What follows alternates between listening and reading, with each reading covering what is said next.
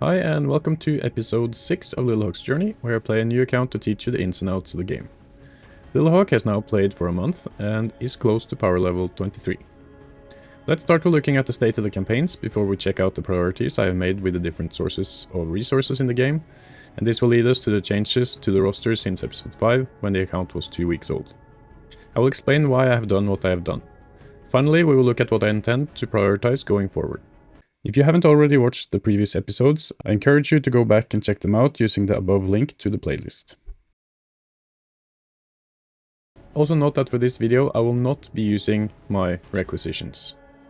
And neither should you, because they will get improved in the next patch when Mythic Rarity is introduced to the game. Okay, first a short summary of the campaign status. I just cleared the Indomitus campaign, as I had been putting it off since I could not record while being away on vacation. That unlocked the Indomitus Elite campaign, which I have briefly started with good help from Carrion. In the Fall of Cadia campaign I have just cleared stage 45, which means I can start to farm the shards for unlocking the mirror campaigns if I wanted to, but I will not do that for now. Why my Chaos guys are suddenly this strong I will come back to.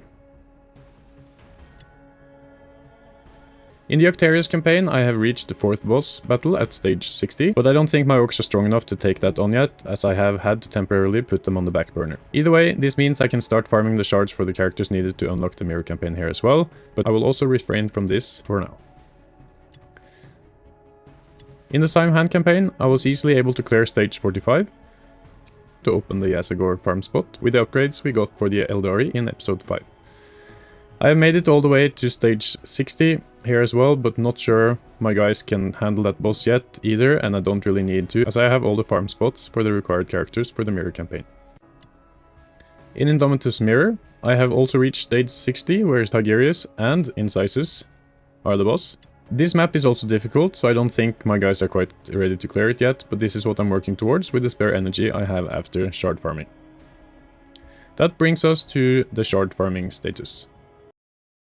If you find my videos helpful, please consider using my friend code. This gives you 100 Blackstone and me various useful rewards as you level up. Any support is greatly appreciated. Since shards always take the longest, they have to be prioritized. My main priority at the moment is unlocking the Simhan mirror campaign, and I have already unlocked Yazagor and Toth. I have stopped farming shards for the lackluster Toth for now, but I'm grinding away on Abraxas and Yazagor every day. Yazagor obviously needs to be higher than common rarity for us to get anywhere in the mirror campaign. Due to in-game events that I will discuss soon, I had to put my other shard farms on hold for the past 10 days or so, but I will resume farming Bellator and Alaf shards at full strength now. They both need to reach at least epic rarity to be able to progress far enough in their respective campaigns, and both are meta characters for legendary events as well, so we want them maxed eventually. Next up is Onslaught. I have used some Imperial Onslaught to honor Vindicta to get the orbs I was missing, which led me to ascend her to rare. You don't have to ascend her to clear the normal campaign, but I simply like her for her AoE abilities, which is useful for the Indomitus campaign, and being rare means she can crit a lot harder due to a level 7 crit item. After finishing her, I switched to Chaos Onslaught to get the badges for the Necrons, Orcs and Eldari abilities. And I've been honoring Maladus because he was providing rare orbs, which I didn't have that many of. I did have enough of the low-level Chaos badges, and the drop rate of the rare and epic badges and orbs from honoring characters turned out to be too low for my tastes at the moment. They will improve as we progress in Onslaught, however. Recently, I have switched to Xenos Onslaught to get the rare orbs I need to ascend Immospec to rare and later Calandis as well. If possible, you should honor one of the non-farmable characters that provide rare orbs, like Ravas, but getting the resource you are after tops that, of course. I will use my Ravas, as she provides rare orbs, but not spend the orbs on her for now. Okay, let's check out the roster. I realized that there is no point pushing the Eldari further than stage 45 at the moment, as I can now farm all the required characters for Simhan Mirror. The drop rates in mirror campaigns are better than the normal campaigns after all, hence I have shifted my focus back to the Necrons until Abraxas is unlocked. Makotep is rare, level 23, bronze 3, with a level 7 crit gun. The latter is important as he can one-shot Inceptors when he crits now. His abilities remain low. Immospec is capped at Uncommon, Bronze 1, and waiting for the last rare Xenos Orbs to ascend. I've given him the best gear I can equip for now, but he is currently my weakest link by far, as Makotep has double his HP and Alaf-Null has double his armor. His ability are still not my priority. Alaf-Null is rare, level 23, bronze 3, and his active ability is level 21 for now, as I still want to prioritize the badges on Eldrion's Doom first. I will keep pushing these 3 Necrons until I get them to silver 1, and Aleph will go to gold 1 when I can, but since I most likely will take Eldrion to epic first, Aleph will have to be capped for a while due to my epic orb situation. I currently need another 15 of them before I can ascend him, but let's see what I do when I get there.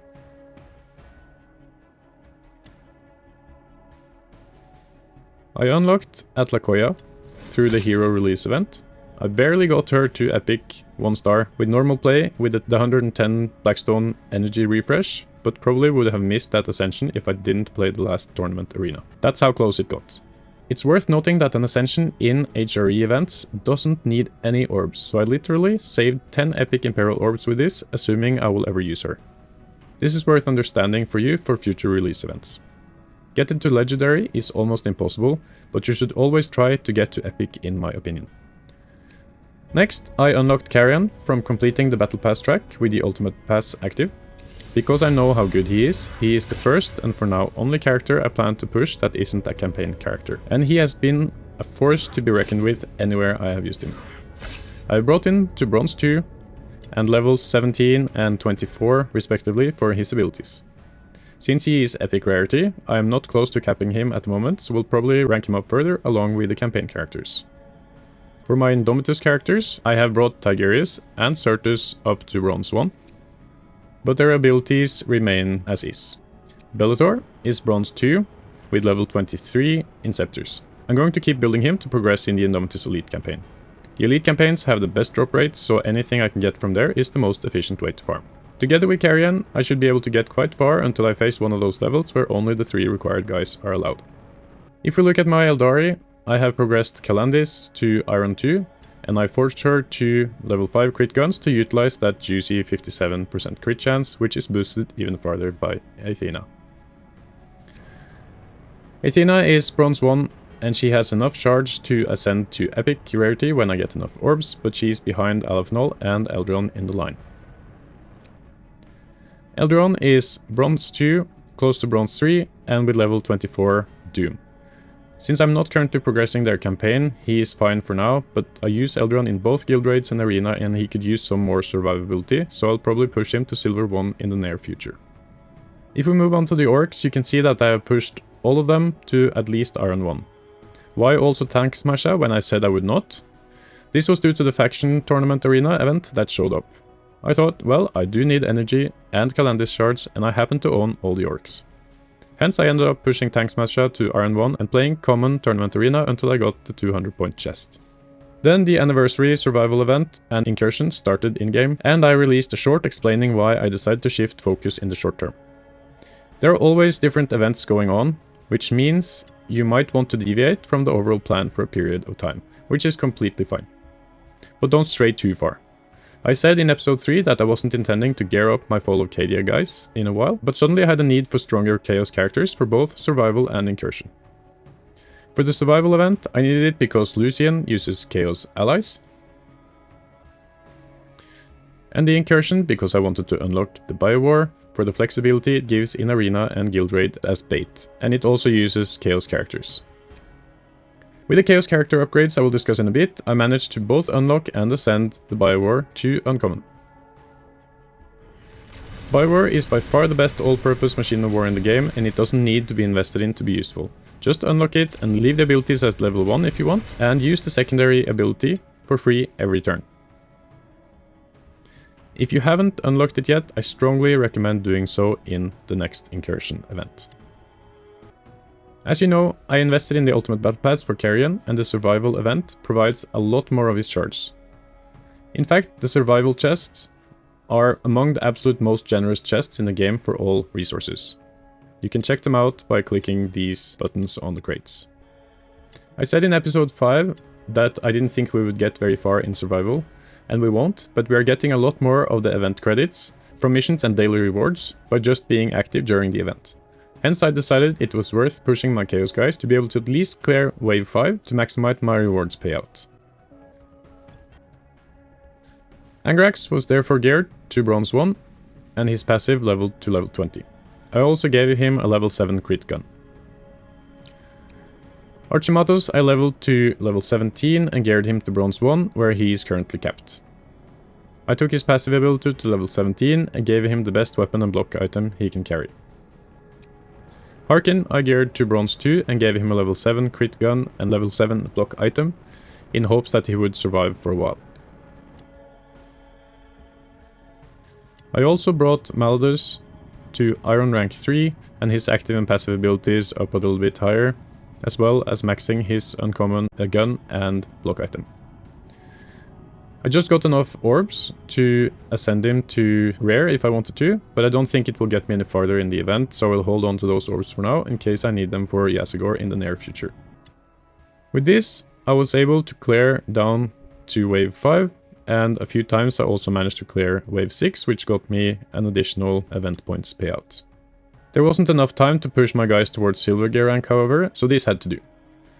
I spent quite a bit of time optimizing for the survival event missions and have made it to mission 19 out of 20, which is a terrible slog for new rosters. I also decided to buy the $5 anniversary bundle on day 3 of the anniversary calendar, which gave 3 times 20 shards of characters I already had unlocked and some event credits. This got me 40 Calandis shards and 20 Bellador shards, which I'm very happy with. Because the survival chests are extremely good, I also decided to buy the Path to Glory bonus shipment, as I realized I will get very close to the last chest, which is tier 30, even as a new player. As you can see, the rewards of those last 5 chests are quite extraordinary.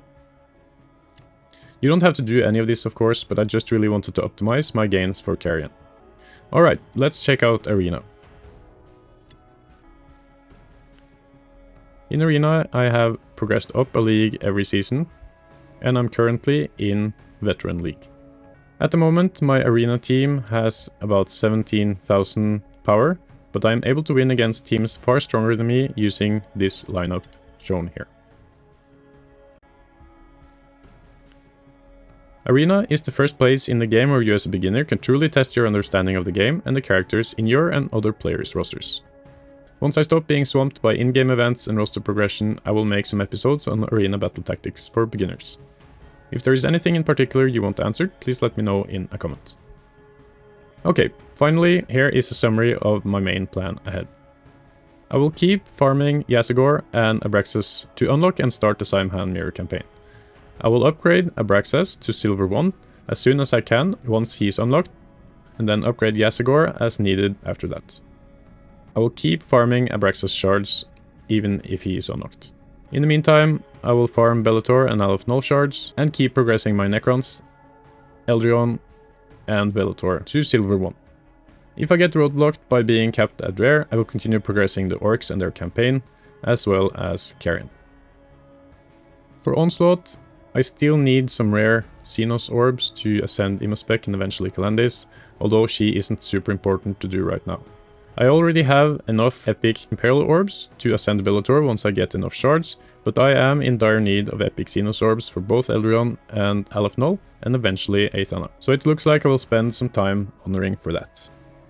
I will also have to do more Chaos Onslaught to get the badges I need for Eldrion and Alf Null. I am in no immediate rush to get shards for any of the farmable characters from honoring them in Onslaught, but I might start honoring Abraxas when he is unlocked. On the Chaos side, he will be my first ascension to Epic and likely also to Legendary. So why is it that I focus so much on the Simhan Mirror and Abraxas as opposed to the Follocadia or Octarius Mirror characters? The simple answer is that only Yasagor and Abraxas are strong all-around characters in the game. They are even used as part of the Neurothrope meta raid team and are extremely useful for any event where Chaos characters are used. This is because Abraxas is a master summoner and Yasagor can make him summon one more time in the same turn in another location. I will feature these guys in the near future. Even on Painock's account, only Thaddeus Noble out of the other 6 characters is above gold rank, and that is because he used to be very strong. I haven't used him for the past year, however. Yes, Brother Burchard is a really strong tank, so isn't quite useless, but you don't need a tank in many game modes, and you could farm only his shards if you want a good Imperial tank besides Bellator. If I get sidetracked from these plans by other in-game events, I will try to release a short explaining why. That's it for today, but remember to like, subscribe and share the Lilhawk's Journeys videos and playlist if you want to keep this series alive. Playing 2 accounts and making videos takes a lot of time, so please help me to make it worth it to keep spending my time like this by spreading the word. It means a lot to me, and I'm sure many players would find it useful. Thank you and bye bye.